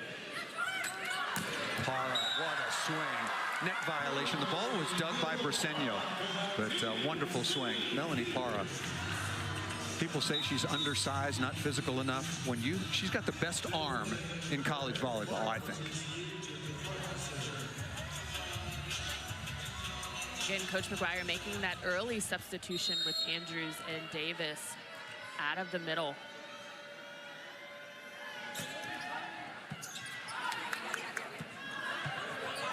Give you the numbers, efficiency or lack thereof for Baylor in the third set. Well down in terms of hitting efficiency after Check and McGee and Murphy were all off to a good start offensively. Quick set to the outside. Parra off off the edge of McGee. You look at Baylor's numbers, they hit 0-28 in the third set, only side out at 40% compared to 429 for TCU. No wonder that third set was a 25-16 result. Baylor really has to turn it around at the offensive end. And I think one thing that TCU did is they got way more aggressive on that service line. Off the first contact, Victoria Davis, 6'2" sophomore out of Santa Clarita, California, with the opening kill for Baylor. I like that decision by Jackie Barrett-Frazier to go to the middle Davis early in this set to make her a threat later on.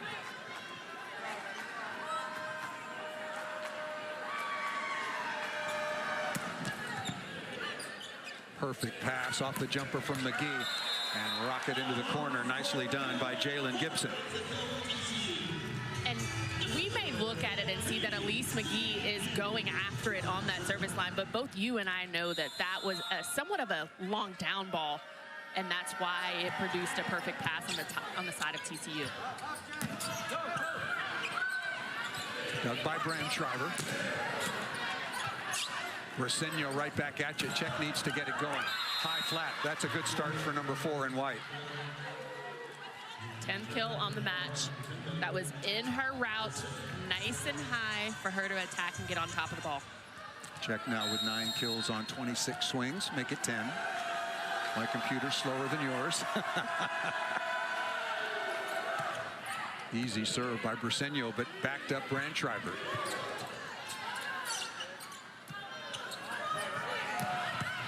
Wonderful swing inside the block by Murphy. That's a full swing. That is what Coach McGuire wants to see out of Murphy. Kendall Murphy, 6'3" sophomore out of Arizona. Only played 28 sets last year. The year she came out and went to Baylor, she was the number 18 recruit nationally. Para. Net violation. I think that's going to be against Bibimbe or number 11 Murphy. Really good dig by Briseño. Very good dig by Briseño.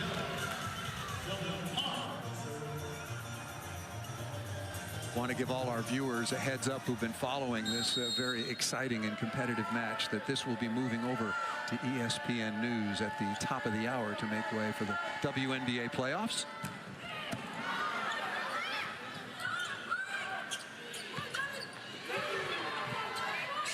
Becca Kelly's got to be a little bit more patient on that attack and that transition play. Coming to Para, dug by McGee. Murphy again with some room to swing. Block out of the middle by Roberson. Hard fought indeed. It's tough to put the ball on the floor. Briseño's really good at the bro. Good decision again by Jackie Barrett-Frazier. Ball set way too tight, but Kelly somehow found some space.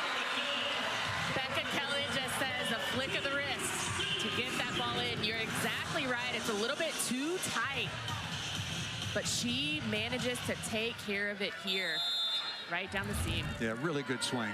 Really got on her horse. Another heart in the corral and on the horse.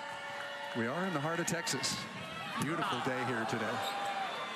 Murphy again.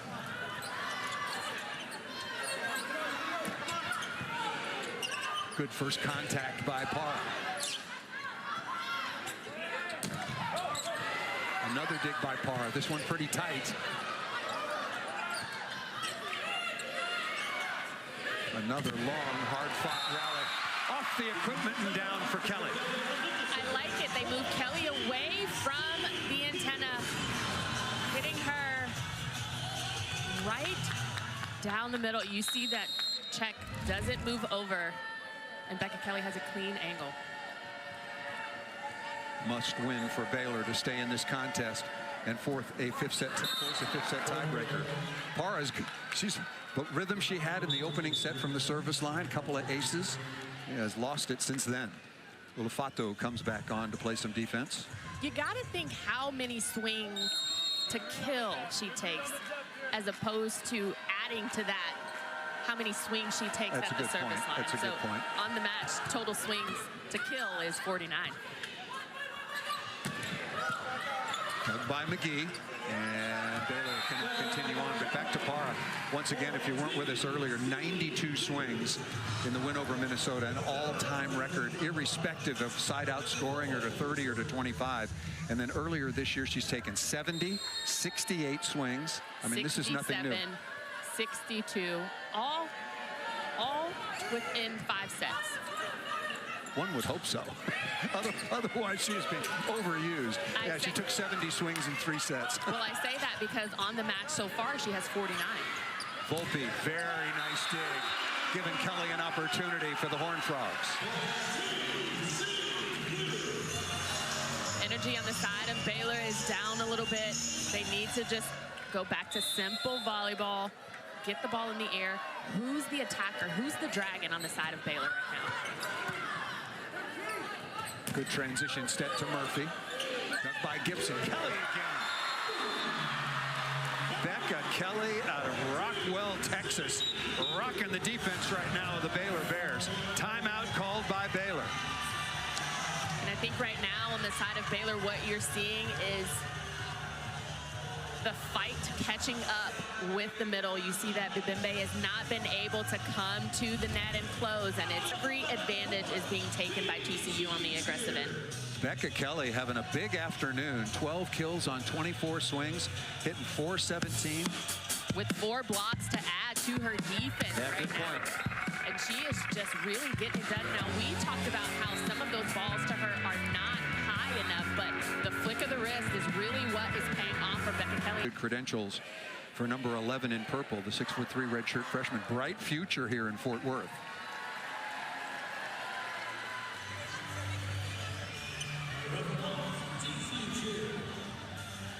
Right now, Baylor, along with Kansas, the only 2 undefeated team. Baylor, 4th straight win, 6 in the last 7 matches for TCU. It'd be the 4th straight win over Baylor, and give Jason Williams some very, very valuable bragging rights. He is 3-1. The momentum is on the side of TCU right now, but that isn't to say that Baylor can't hop on the bandwagon and get it done. Right now, what they need to realize, Baylor, is that Murphy is taking a high percentage of these serve-receive balls, so she's got to make sure that she tailors it in and comes at it, and that was, again, too low for her to really take the swing. Really good defensive volleyball, and as good as Kelly has been, she'd like to have that one back. A couple of really good digs right on target, and Baylor dodged one. Yeah, to your point about Baylor getting back in, we've seen each of these teams exchange 7-0 runs. This match is far from over, but the pressure on Baylor trailing 2-1. Now, Elise McGee rotating back into the front row should relieve some pressure because the defense is getting it done right on cue. The defense for Baylor getting it done with the block by McGee and Bibimbe. Good swing by Parra, just better defense, mostly by McGee. Here's Murphy, very easy serve. Kelly again, and off the edge. Becca Kelly is in a very nice rhythm with Lily Nicholson when she has room to swing. And this is why TCU is ranked in the top 25 for the first time. You have some components to assist with Melanie Parra. Melanie Parra at 22 kills. She's got Gibson and Becca Kelly. Remember, no double contact any longer if the ball stays on your side. Gibson going high flat. Remember, we'll be moving over to ESPN News at the top of the hour. Bibimbe on the right, looking for the slide. Kelly is there. And Bibimbe running off of 2 feet on that right side there.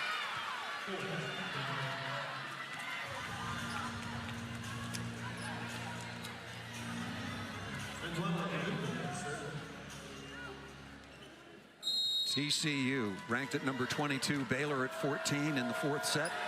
Inside of Schollmeyer Arena in Fort Worth, Texas. Thanks for moving with us over to ESPN News.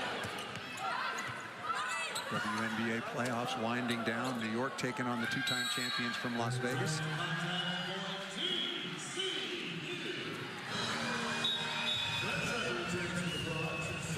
Unforced error there against Baylor, trailing now 11-7 with Jen Hoffman, All-American middle blocker and national team member out of Louisville, Kentucky.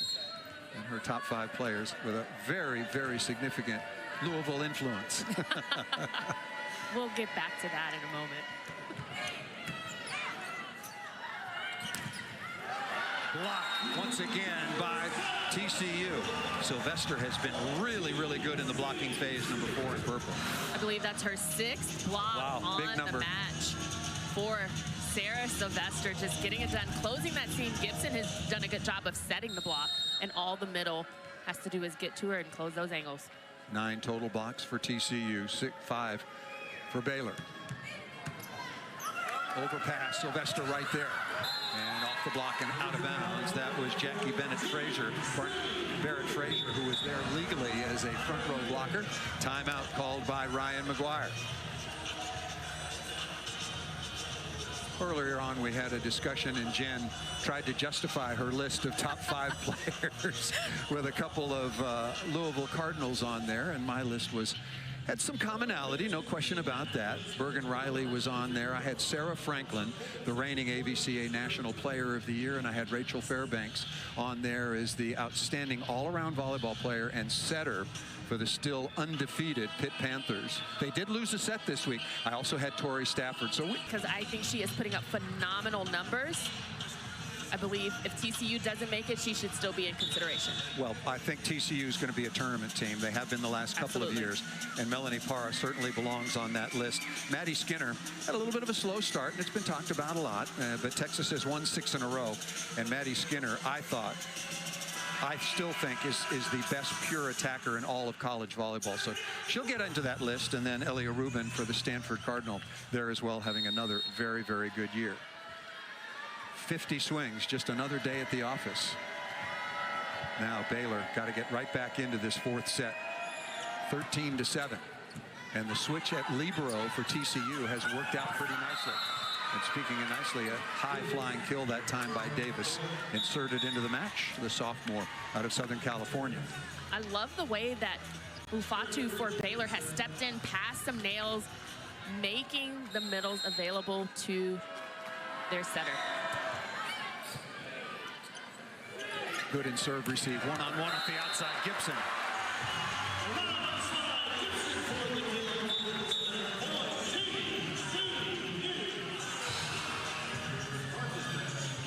I mean, Jalen Gibson has a double-double on the match. She's playing some stellar volleyball. 11 kills with 16 digs. She's leading all defenders with 16.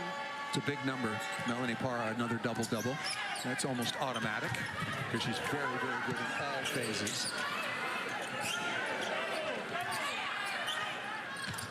Into the middle again, and the connection is missed. Baylor in real trouble right now, trailing 15-8. Conversation there between Barrett Frazier, 6'2" graduate out of Highland, California, her only season at Baylor after transferring over from Auburn.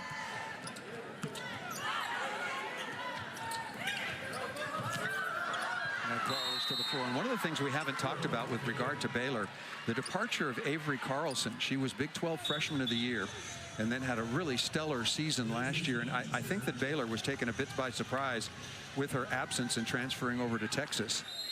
And so there were certainly some big shoes to fill, and came in Jackie Barrett Frazier. And Jackie Barrett Frazier coming in, she provides that experience on the floor playing, but not the experience with a team like Baylor. So she's still trying to find her way on how to set her attackers. The transfer portal works in both directions. Kendall Sowers also departing Baylor along with Alexis DaCosta. Right side to Check, who has been slow. Nice dig blocked by Parra. Underrated in the blocking phase. And too close. That's going to get dangerous. Yeah, that was a setting error. And we talk about it an awful lot, and it's my pet peeve this year in college volleyball that in transition, these really, really good attackers, and there are lots of them all over the country. Every mistake is too close to the net. Set it 8 feet off and give somebody some room to run. Here was Briseño.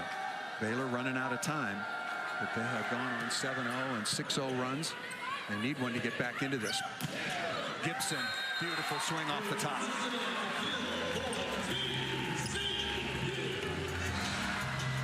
TCU is showing the nation why they are ranked in the top 20 225 for the first time. You've got Jalen Gibson coming out of that D. That's right back.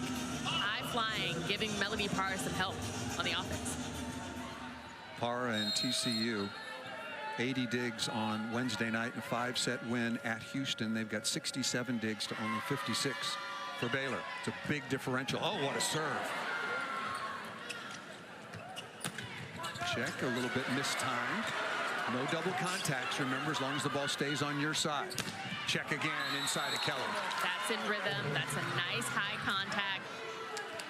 Check takes care of the ball. That's her 10th kill. Hitting at a 226 on the match.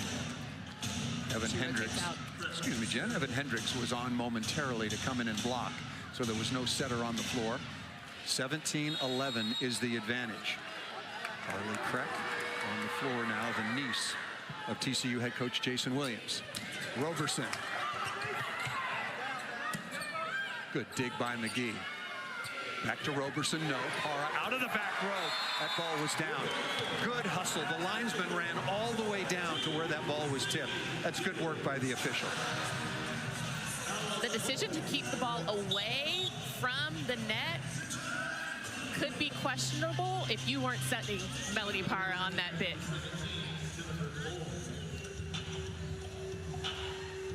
Jennifer Bolden out of Los Angeles on the floor now, a 6-foot grad student. All TCU. And again, they're going to make that defensive decision on the side of TCU. You've got a back row setter, you've got 3 attackers, but it all starts with a pass. Hitting efficiency, a big story. Murphy is slow. We'll get that to you in a moment. Really good on TCU side, if you would imagine. That ball is in off the dig, so Kelly gets the dig and the kill. Every time I look at Becca Kelly, I just think how much fun she is having on the court right now. Just the luck of the draw, but right now she is at 14 kills, 4 blocks. That's a good stat line. Working on Murphy, Babinbe right side. And Murphy registers the kill. That was a net violation. But to the efficiency numbers, Baylor is hitting 147 to 294 right now for TCU. On the year, Baylor averages 255. They're very close, and TCU 260. So one team, TCU, well above their average, and for Baylor fans, unfortunately, the other team well below. Murphy with 9 kills on 38 swings, and she'll give way. And I think this is a good decision by Coach McGuire to sub out Kendall Murphy, because she has been taking a lot of the serve receive ball. So just give her some time to rest and recover while you have Stinson coming in to serve. Emmeline Stinton in her first year. Oh, nice block by Babinbe, along with some help from the aforementioned Jennifer Bolden on the outside, wearing number 17 in white.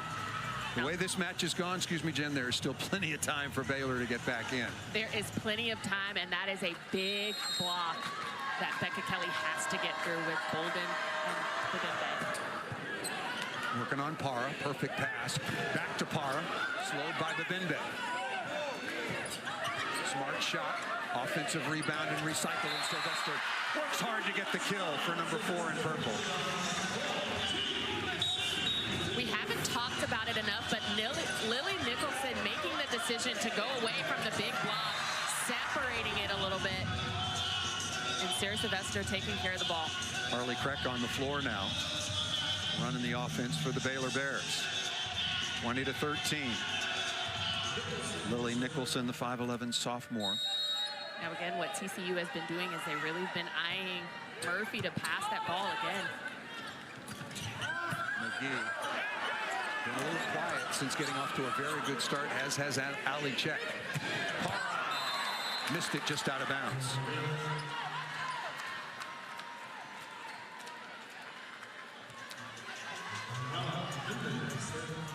So Manuela Babinbe out of the Cameroon. Started every match last year, struggling with some knee issues, heavily bandaged. Very easy short serve. Parra gobbles that up and leads to an easy kill. Number 5, Jalen Gibson, the 6'2 junior out of San Antonio, starting to heat it up at both ends. 13, make it 14 kills and 16 digs. It's a huge number. I mean, TCU has just been playing lights out defense. They have 71 digs compared to Baylor's 57. But that's also an inopportune time for Baylor to be aggressive and get some good swings. Here's Bram Schreiber. Murphy's held up. That's a pretty good pass.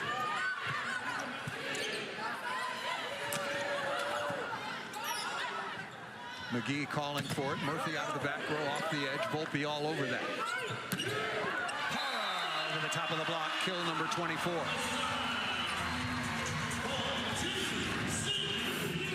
And on the side of Baylor, they have not been able to terminate the ball, and they're just giving TCU opportunity after opportunity. Remember, Ryan McGuire told us earlier in the week he needs his team to be much, much more effective in transition and first ball side out. The kill totals between these two teams close through a couple of sets, but since then been dominated by this team and that player. Gibson again. 41 kills for Baylor, 63 kills for TCU.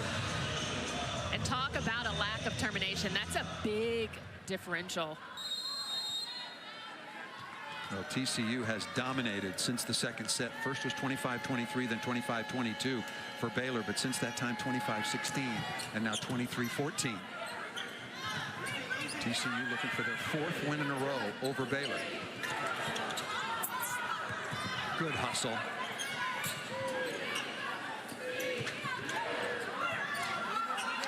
Not the prettiest of rallies, but Baylor's got to have it.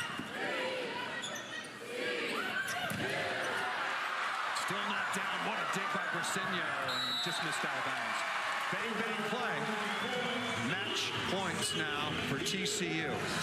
Looking to improve to 11-3, 3-1 in conference.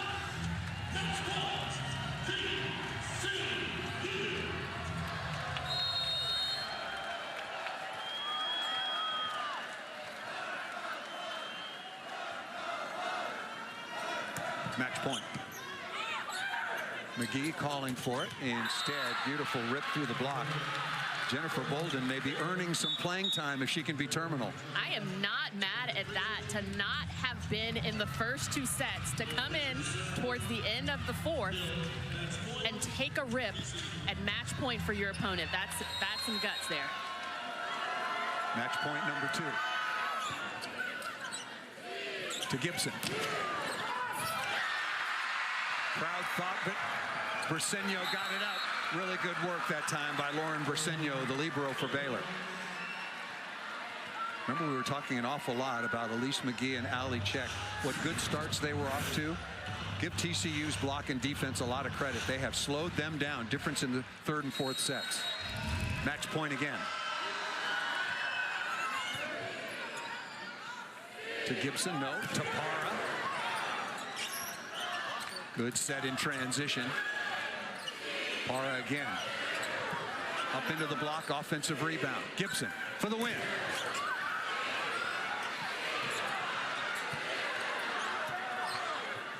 Where does Baylor go to check? And finally to the floor. Good hard work.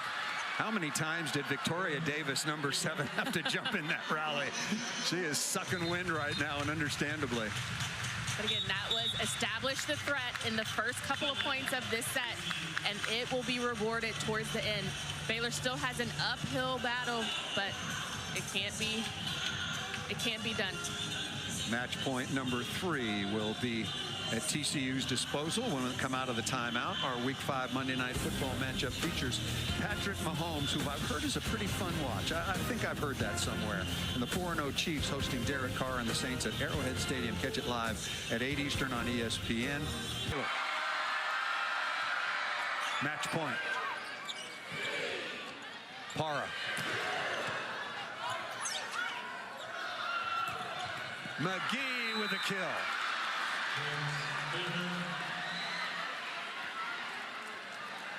Like I said, it's an uphill battle, but who's to say that it can't be done? It can be done, but it would be a miracle. Match point again. Got to set Parra in rhythm. Gibson missed it out of bounds. That was a good pass, and I agree with you, Paul. That ball should have went to Melanie Parra. Well, I think head coach Jason Williams, 4-0 run. This ball's going to Parra no matter what. Ball was set way too low. Check, got to put it away. Off the block and out of bounds. 5-0 run.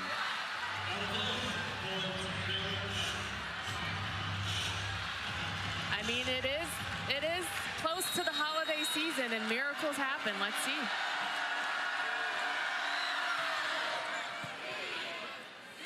To Parra. No doubt about it. Absolutely not. Melanie Parra finishes for TCU.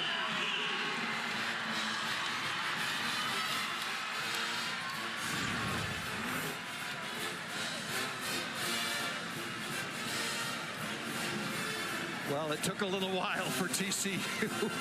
You know, we think we should set number 23. She's pretty darn good. And an absolute rocket, the arm of Melanie Parra for her 25th kill on 61 attempts, hit just under 300. Certainly a contender for National Player of the Year. There she is. She was preseason Player of the Year in the Big 12. A very, very good win for TCU. They improved to 3-1 in conference and 11-3 overall.